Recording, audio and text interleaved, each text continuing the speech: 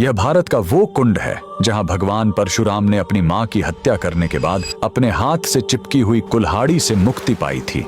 यह कहानी है महान ऋषि जमदग्नि और उनकी पत्नी पतिव्रता रेणुका की। कहते हैं रेणुका हर दिन नदी से कच्चे घड़े में पानी लाती थी और उनके सतीत्व के बल से वह घड़ा टूटता नहीं था। उनके 5 पुत्र थे जिनमें सबसे छोटे थे विष्णु अवतार परशुराम। एक दिन रेणुका ने नदी में कुछ गंधर्वों स्वर्ग के संगीतकार को जल क्रीड़ा करते देखा। उन्हें देखकर एक पल के लिए उनका मन मोह में पड़ गया और उसी क्षण उनके सतीत्व का बल टूटा और कच्चा घड़ा टूट गया। जब वो आश्रम लौटी तो ऋषि जमदग्नि ने अपने योग्य बल से जान लिया कि उनका मन भटक गया था। वो इतने क्रोधित हुए कि उन्होंने अपने पुत्रों को आज्ञा दी, अपनी मां का वध कर दो। जब चारों बड़े भाइयों ने मना कर दिया तो क्रोधित पिता ने उन्हें तुरंत पत्थर बन जाने का श्राप दे दिया। इसके बाद परशुराम ने पिता की आज्ञा को अपना धर्म समझा। उन्होंने भारी मन से अपनी कुल्हाड़ी उठाई और अपनी ही मां का सिर धड़ से अलग कर दिया। उनकी आज्ञाकारिता से प्रसन्न होकर जमदग्नि ने वरदान मांगने को कहा। परशुराम ने तुरंत अपनी मां को फिर से जीवित करने और साथ ही पत्थर बन चुके अपने चारों भाइयों को भी मुक्त करने का वर मांग लिया। सब फिर से जीवित हो गए, मानो कुछ हुआ ही ना हो। लेकिन कहानी यहीं खत्म नहीं हुई।